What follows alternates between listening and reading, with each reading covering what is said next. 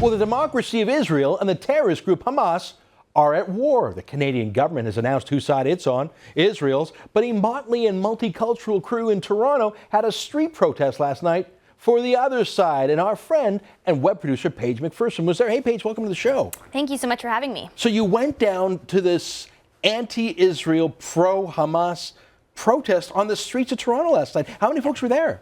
I would put it at about 300 people. It was quite large. Huh. And then on the other side of the street, I would say there was about 75 people protesting, I guess, against that protest for Israel. Now, you got some incredible footage. We're going to run two clips. The first one is you asking some great questions of these protesters. Without further ado, let's roll the clip.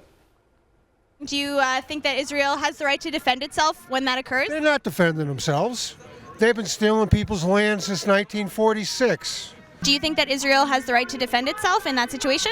Well, Gaza has been under siege for a really, really long time, and I feel that it is self-defense for them if they fire a few rockets. But Israel has been killing people every day for a longer time than they have been firing back. So I feel like Hamas actually has the right to defend itself. They do have the ability to get like missiles and to get an army, whereas Palestine has limited access to these things.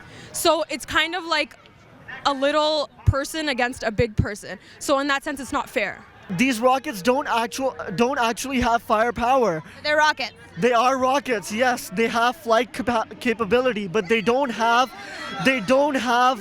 firepower to the same extent as phosphorus bombs that are being dropped on Gaza every single day. The Palestinians, based on Geneva Conventions, have every right to defend themselves as an occupied nation.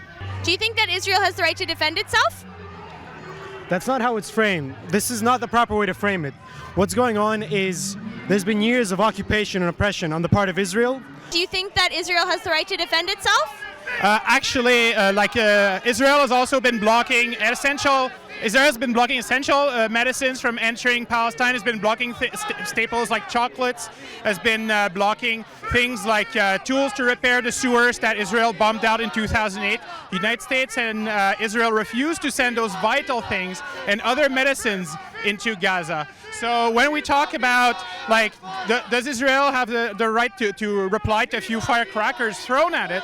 Do you support Israel's right to defend itself in that situation? Well, only in the sense that I suppose I support the right of an adult to defend themselves when they're being attacked by a child with measures that are commensurate to the threat. Do you think that the Jewish people have a right to a homeland in Israel or in the Middle East? I don't want to answer. Sorry. Sorry? Sir, can you maybe ask someone else? Israel, to me, should be gone, and instead of it, a democratic Palestinian state where Jews, Christians, Muslims, and others could live in peace. Since you're protesting against war crimes for justice, during the Syrian aggression that's been going on for the past few months, have you protested that at all? I haven't. I wasn't really into it. During the conflict in Syria that's been happening over the past few months, have you protested that at all? Yeah, I have protested against the mercenaries organized by Britain, by United States, and other Arab kingdoms who are infiltrating Syria in order to destabilize it. So has the Ontario Coalition Against Poverty done anything to combat the aggression that's been happening in Syria? Has there been any protests outside of the Syrian consulate for the aggression against its own people? No, but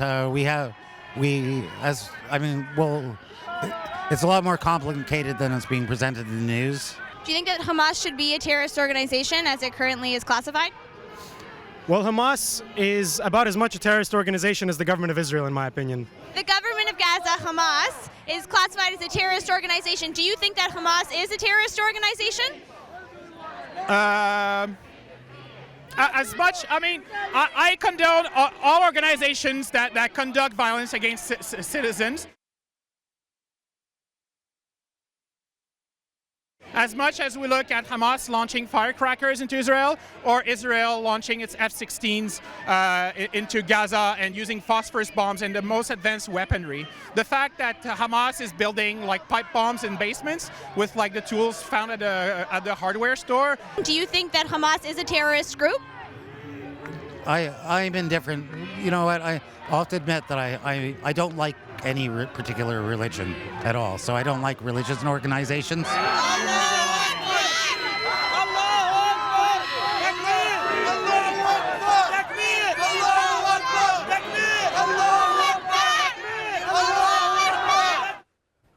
Holy cow, I can't believe you had the stomach or the courage to stand. How long were you there last night? Probably for about 2 hours. It took them about 45 minutes for whoever, I guess, organized the protest to almost sick people on us to tell people to stop answering our questions once they figure out that we were from Sun News Network. Some of their answers were just devastating. I mean, do you care about what happened in Syria? No. Do you think Hamas is a terrorist group? No. Right. I mean, there was some very strange. Some of those folks are clearly newcomers from the regime. I mean, the one guy who says he's actually in favor of Bashar Assad, that was surprising. Right. But I was surprised by the number of Canadian-born folks who, just for a leftist allegiance, are anti-Israel. Did that surprise you? Yeah, it was strange. I mean, there definitely was a lot of people that just, university students. One girl actually told us, we asked her why she was there. Her answer was that she had taken a course at U of T and she had learned about it there, and that's why she decided to come our universities protest. are the training camps for these whack jobs. So there's a funny allegiance, though. That one guy at the end who says he's against all religions. So he's a secular leftist, but he's teaming up with the radical jihadists who are shouting Allah Akbar at the end. I don't think he gets it, but he's against Western civilization. Now, you mentioned that after about 45 minutes, they keyed into the fact that you weren't a friendly journalist. You've got a clip of what happened when some of the bosses of this rally found out you were with Sun News. Let's roll that clip now. We can get you someone to speak if you want. What do you mean somebody to speak? Can I do an interview with you? I prefer someone else to speak. We can get someone to speak on behalf of the people here. Okay, well, we're just getting the general opinion. Excuse me, would you mind answering a few questions for me? What are you protesting today? I came here because what's happening in Gaza. I'm from Palestine. Occupation is a crime! Occupation! Yeah, sorry, I was. Don't do the interview. So don't do it. Tell them no. Okay, I don't know. Why can't he speak? Why can't he tell us what he thinks? What news organization are you with? Why can't he answer our question? He can answer. He's free to do. No, what news organization are you? Who are you? Where's? Talk to real journalists. What news organization are you? I'm with Sun News Network. Oh yeah, we only talk to news organizations, actual news organizations. Why won't you talk to us? Because we only talk to real news organizations. Free, free Palestine! Free, free Palestine! Free, free Palestine! Free, free Palestine! Smut peddlers out of here! You stick that in my face, you're gonna lose it, bud. You're gonna lose it? It's okay, you shouldn't do that. Feel free. They want to take opinions.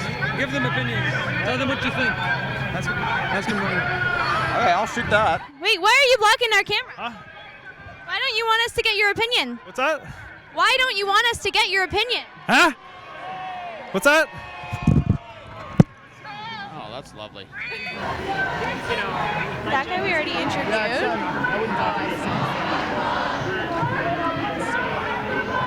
Some questions? Sure. Okay. It's Sun News. Oh, wow. All right. I guess once they found out you were with the Sun and asking tough questions rather than loving questions, they didn't want the interview to continue. How was that then? Did you ever feel like you were in some physical danger there, a little bit like what happened in Tahrir Square? There was only 300 bad guys, not 3,000 around you, but did you feel in danger? Well, they were certainly trying to intimidate me and the two guys that were with me. We had a cameraman and somebody else. The other guy that was with us from Sun News actually got pushed. Our cameraman was hit with flags. They were putting the flags over us, draping them over our shot. You could hear it in that shot a little bit. One of the guys actually bit my mic, put the whole microphone in his mouth. So, yeah. Yuck. Well, get some Purell for that. Yeah. Listen, Paige, you're a brave woman to go out there. I think the very fact that you are a woman not wearing a burqa probably caused them to be furious to begin with. I'm glad you're fighting for freedom. It's important that we see what's going on in the streets of Canada. That's a degree less than what's going on in some of the streets in Europe and Arabia, but it's important that we see we're moving in the wrong direction. Thank you so much for having me. Thanks for being here.